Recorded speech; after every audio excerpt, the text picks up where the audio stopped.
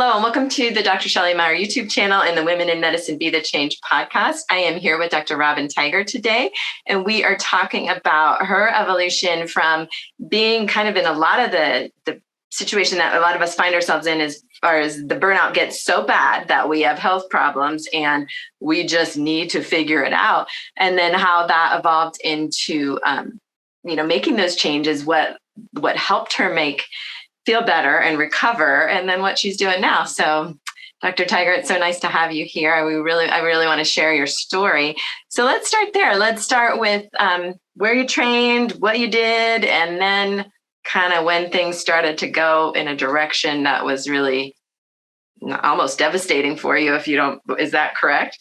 Oh yeah, capital D, devastating. Yeah. When we turned all that around. So I'm happy to share, and thank you so much for having me. It's really an honor to be here. So I had a pretty boring route initially. I did all the things, went to college, 4 years of college, 4 years of med school, 1 year of internship in internal medicine, 4 years of diagnostic radiology, 1 year of fellowship in body imaging, and then went into private practice. And along the way, I met an amazing guy and had 2 great kids and, got a great job. And we had a beautiful home and everything looked perfect, like absolutely perfect on the outside, right? Looked on the outside, right? Looked on the outside, perfect. Like who could ask for anything more? But as you mentioned, over time, I started to develop many, many symptoms and illnesses that seemed completely disconnected. And I became what we know in medicine as a complex case, right? Which we love as doctors because we love figuring things out. But we don't want to be that person. We do not ever want to be that person. So, I'm joking about it, but it was very serious. And it happened over time. It didn't just all happen at once, but the things that I was experiencing were out of nowhere, it seemed. Migraine headaches with intractable vomiting, vertigo, so terrible that somebody would just call my name in the market, or call my name at work, Dr. Tiger. I turned my head and just the whole room would be spinning. Wow. I had this really, really loud tinnitus that the only time that I really heard it, because everything's so busy all day, was when I'm trying to sleep. And it was just incredibly loud. I had so much trouble sleeping. I was so exhausted. My gums were bleeding spontaneously. Not even when I was eating, they would just start bleeding. A patient even said something to me one time, what is going on? I had this reflux, horrible GE reflux with burning chest pain, and my body hurt so badly. Like everything hurt, my neck, my shoulders, my back, my hips, my big toe, like just pain all the time. And I tried so many things for that. Nothing worked. I had really, really scary symptom of intermittent paresthesias, where my hands and my feet and actually the left side of my back would go numb. And it would happen. I could be cutting up vegetables for salad. I'd say, where's the knife? Can't feel it. I'd be driving. Where's the steering wheel? But I'd be doing a breast biopsy, for example, and I would have my hands on that biopsy gun and I'd be right there at the lesion, about to take that sample. And my tech would say, hey, Dr. Tiger, you're right there. Like, yeah, I know. I'm just making sure. But the truth was that I couldn't feel my hands. And I knew that it'd be transient and I would just have to wait until it passed. And then I would take the sample and move on. So that got me thinking that I must have had some debilitating neurologic disease, because what else would cause that, right? That's where our doctor brains go. And so there was all this physical stuff going on and it was exhausting, and I wasn't digesting my food and had abdominal pain all the time. And I had really, really dark thoughts that started to come up. Initially, it was just like, you're not cut out for this, and maybe you should have done something else, and they're going to figure it out, some of that imposter syndrome. And then it was, wow, I don't want to go through another day like this. Like, I don't even think I want to be here kind of thoughts. Terrifying. And I went to lots of doctors, right? So I went to a doctor for every one of my symptoms, and they gave me pills. I had a pill for an ill, as we call it. I had a big pile of pills I was taking, and nothing made me feel better. And I had every imaging study you can imagine, because I'm a radiologist, and totally normal, everything. Right. And I had every blood test, and every blood test was, came back normal that they sent out for me. And I went to a mental health care professional, and, this talk therapy wasn't helping. Really, really tried everything: acupuncture, PT, OT, massage, for my pain in my body, just transiently better. By the time I got back in my car and came home, back again. So nothing was helping. And I had 3 physician friends die from suicide. And so I got really, really scared, particularly when the dark thoughts came on board, thinking, I'm turning into that. I am on that path. Right. And I don't want to be. I don't want to be. And so that was the fork in the road that made me sit up and say, you got to figure it out, because Western medicine, as amazing as it is, it's not what you need right now. And if you don't do anything, you're going to end up like your friends, your colleagues. And so got to figure it out. Got to figure it out. And so that's what brought me to that crucial point in my life. Yeah, definitely a turning point. And I'm glad, obviously you are too, you went the direction that you went in, because you can see all those different symptoms coming together that could really have led you to like disability, or, not being able to practice anymore, not working, and had some big consequences. Especially when there's no answers. A lot of times then we think the worst in medicine about, okay, it's got to be this, zebra thing, not the horse. And we get stuck, like you said, with a lot of medicines, a lot of imaging, and then it's all in our heads, and, it can just lead to really dark places, like you were saying, and some diagnoses that you probably don't even have that get stamped on you, like maybe, let's say, chronic fatigue syndrome, or, fibromyalgia, or some of those things that don't have these clear-cut kind of diagnostic paths. And then that can get in your head, obviously, right? Totally. And make it so that you believe that you have something that isn't really treatable. And so it's really interesting that all of that was going on. And tell us where you went from there when you finally got to that turning point. Yes, I was already exercising a lot. I'm a gym rat, running races and things. And I was already eating a vegan diet, or close to a plant-based diet at that point. I'm completely plant-based now. So I knew that my nutrition was really good and my fitness was really good. So, what else was going on? What could I do that I wasn't doing? What was I not seeing? And I started to hear more and more about things like yoga, things like meditation, that I like to say, eye rolled at.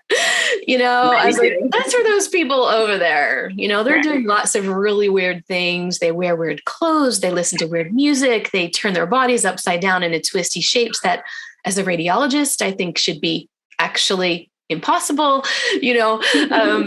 I just thought that was just ridiculous and not for me. And I kept seeing and hearing more and more about this. And this is, probably about 15 years ago, right? 10, 15 years ago. And I saw an advertisement for a local course. It was like a 5-week introductory 101 yoga meditation course down the road from my home. And it was being led by an anthropology professor from a local university. And she seemed really credible and really authentic, and not like Molly Moonbeam, like I would think. And I asked my next door neighbor, who's a nurse, I said, hey, do you want to go check this out with me? And she kind of eye rolled, and I rolled back. And I'm like, look, it'll get us out of the house. Let's just check it out. She was experiencing a couple things that I was experiencing, mostly the pain in her body and headaches. And I said, let's see. If it's no good, I will take you out to dinner and we'll just have a great girls' night out. And so she says, okay. So I had a crazy day at work. I'd read, I don't know how many cases I did. I don't know how many biopsies. I got home, I fed the kids, bathed them, got them in their pajamas, rushed to get to this class. It was like 7:30 at night. I was exhausted. I don't even know how I physically got myself there, emotionally not into it at all. And I have to tell you that by the end of the very first class, there was this gigantic shift. I felt calm when I came in incredibly anxious and stressed. I felt awake, even though I came in completely exhausted. And I was really focused. It was like unbelievable. Wow. And mind blowing. One class. One class. Yeah. And so my doctor brain was like, all right, like, what just happened? Like, what just happened here? What just happened? I've been taking all these pills. I've been seeing all these doctors. I've been doing all the things. I had all the tests. And so I started, kept going to classes, and I started diving into the medical literature. And I came to understand that what I was experiencing was learning how to regulate my autonomic nervous system, that I basically had the stress response on board, pedal to the metal, full force ahead. And that over time, as my symptoms started to get better and actually eventually all completely resolve, what I came to understand was that I was not in homeostasis, and that I had all of this cortisol and all of these cytokines and all this inflammation, all this stuff in my body that was emerging, showing itself in the symptoms that I was experiencing. And as I learned to regulate my own nervous system, as I learned to come back to homeostasis, I felt better all by myself. And the diagnosis that everybody missed, including myself, was that I was just suffering from a whopping case of chronic stress. Yes. And that when I learned how to take care of that, I felt better. And it was as simple and as profound as that. Right. Simple yet complicated, right? Because of all the things that led to it. And, right. But yeah, it just shows interestingly, it shows our system as being broken, the healthcare system for our providers in general, right? Because of the overwhelm and the lack of support and the administrative burden that's there. But then also as the patient, nothing against the doctors you saw, because it's complicated, but that being a little broken, not looking at the whole picture as well, and like the stress piece of it too. So it's interesting to see it from both sides, right? Yeah, I don't blame the doctors at all, because as physicians, what I know now and what I'm deeply passionate about teaching other physicians is what we never learned. So it's not their fault that they didn't know. We're taught to look at symptoms and to see people as symptoms and to treat the symptoms. We're not taught to actually go to the cause. Yes. What's causing that symptom? Is there some other thing that's going on that's causing that? And can we do something about it before we start giving pills? Pills are definitely necessary. We need them sometimes. Of course. But what about this causal medicine? How can we get to what's really going on? Because research tells us that over 80% of symptoms that patients present to their doctors with are secondary to stress. Over 80%. Wow. That's a huge number. It's huge, right? And I was definitely in that 80%. So a lot of us are, right? Yeah. So then you learned that you turned things around with a lot of hard work, I'm sure, but work that was very rewarding for you as far as learning and growing. And then you started to shift your career a bit too, right?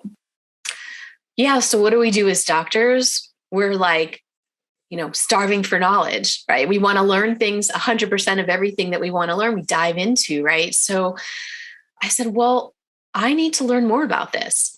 So I decided to go into yoga teacher training, never thinking I would ever teach anybody. This was really just my own seeking of knowledge, my own understanding more about what was going on, and how for years, nobody knew what was going on and can help me. And I'm being helped in this way. And then I learned about the field of yoga therapy. So yoga teacher training is 200 hours, and it can take a month of intensive study or up to maybe 8 or 9 months, depending of like weekend study. Yoga therapy is at least 1,000 hours of education over 3 years. Okay. And what that does is it teaches you the concepts of yoga and meditation and other things in that area, and then allows you to apply them to help people with certain symptoms and illnesses and diseases. It's like doctoring in a different way. And so when I heard about this field, I said, oh my gosh, I totally need to learn this. This is amazing. I could help people in so many different ways. And so I became certified in yoga therapy. I became certified in meditation, this one particular meditation that was initially created for Walter Reed Army Hospital to help our military relieve suffering from PTSD, and life coaching, which helps us work with our thoughts, and some other different types of certifications in between, such as somatics and trauma and chronic stress and so on. And then I just have put all of that together and really created a whole mind-body approach to wellness so that I can help other physicians from what I like to call a bottom-up, a body-based, physiology-based approach, as well as a top-down, a mindset approach to really relieving stress and building resilience and improving well-being. That's awesome. That's such a good background to bring into it. So now you're doing that. Are you still doing anything with radiology or no? No, I transitioned 10 years ago.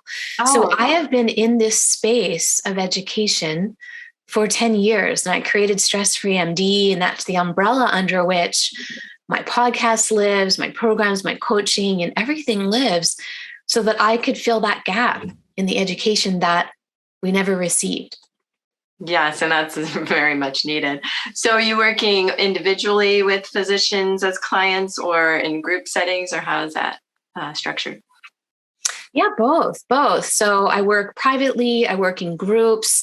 I work in groups in my own group. I also work for different organizations, like the Medical Society has a group.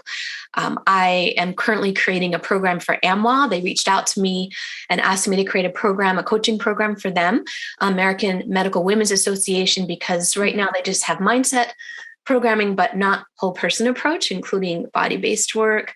And I'm currently also as lead faculty and subject matter expert in stress management for the American College of Lifestyle Medicine, creating the board review material for the next physician certification exam. So working with them, we're talking about potentially doing some group work there. So really, however physicians learn best and however they want to learn best. Great. Okay. Well, so it's all under Stress Free MD. Mm-hmm. Right. And so I'll put that contact information in the show notes and in the description, because I think that having that background, and yoga and the meditation, that's what a lot of us need. We need to fit that in. And I like how you touched on the eye roll thing before, because I'm in functional medicine, so I get the eye roll from that anyway. But, that does incorporate a lot of those things, the root cause and the meditation piece and the mindfulness piece. And those are important, and our scientific brains sometimes don't want to embrace that or don't feel like it's as important as these other things to learn. But when we're talking about taking care of ourselves and also taking care of our patients, it's essential to understand how to do that for yourself first. I think that would be the priority, right? And then you can go on to teaching it with your patients if you're still in patient care, depending on what kind of doctor we're talking to right now. So I think that it's great that kind of training, and it is a great thing for physicians to learn, because there is that gap in that education. We don't learn any of it. And I don't think that's changing anytime soon. I don't know. I'm not a professor, or I'm not involved in any of the teachings, but I don't see it changing anytime soon. Yeah, I work with anywhere from attendings already in practice to medical students and residents in between. And I haven't really seen it either. I would love for this information to be intracurricular, which means that from the time you're in medical school on day one, when you're in that orientation and you're looking around with your imposter syndrome, that you start to get tools. And it's not about taking an hour yoga class or meditating for 45 minutes. Really what I've done is taken the concepts and broken them down as to how our doctor brains like to learn best.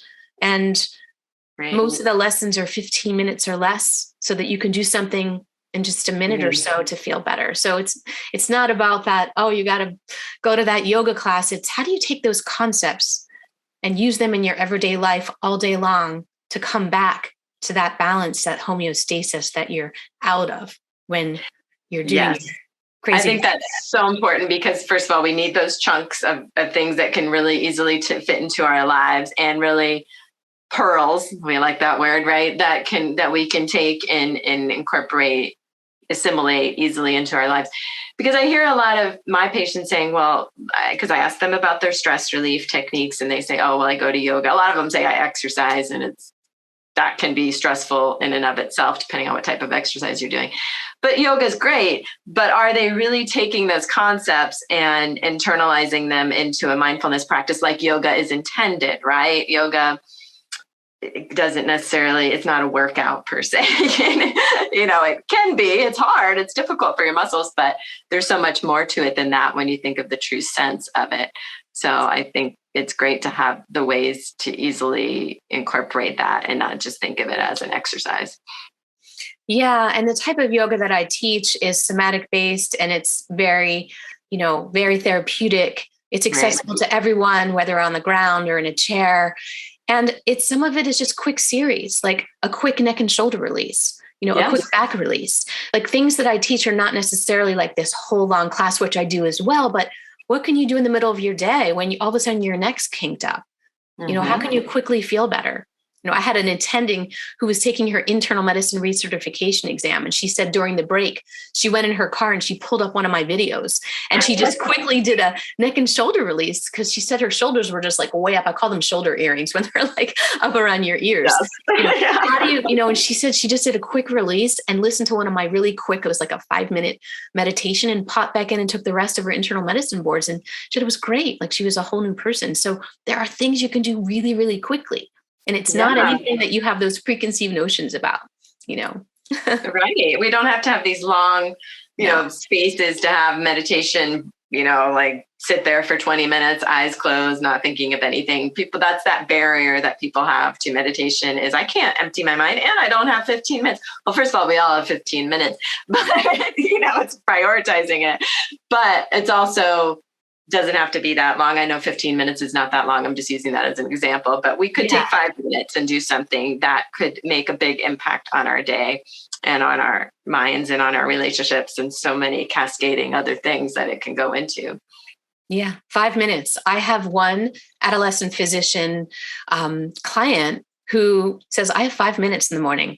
And I said, I can work with that. Yeah, we can do 5 minutes. I just say, okay, well, let's look at your day. Let's look at what your day looks like, and let's see what we can incorporate in between the places in your day when you do have time. And let's see what we can do while you're doing other things.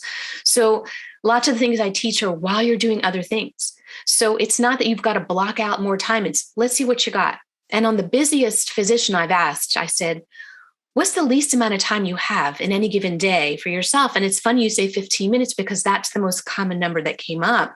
Mm-hmm. And so that's why the lessons that I teach, when I have video lessons, for example, they're 15 minutes or less, because then everybody can learn something new in that period of time every day and feel like they are learning something and actually accomplish something, right? Because we don't have to spend an hour or half an hour. When you have the time, it's amazing.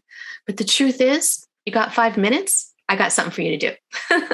Yeah, exactly. And even just 30 seconds of deep breathing, there's so much that we can do in short bursts of time. And when we think about where that energy, when we're not doing that, where that energy is going, that can be so negative versus taking that short burst of time to do something positive and rejuvenating and resetting and all of that. So I think it's great that you're teaching really important concepts, but teaching them in digestible, easy to incorporate and assimilate ways. So I am so excited for people to learn more about what you're doing. So I'm going to put all that in the show notes and in the description on YouTube.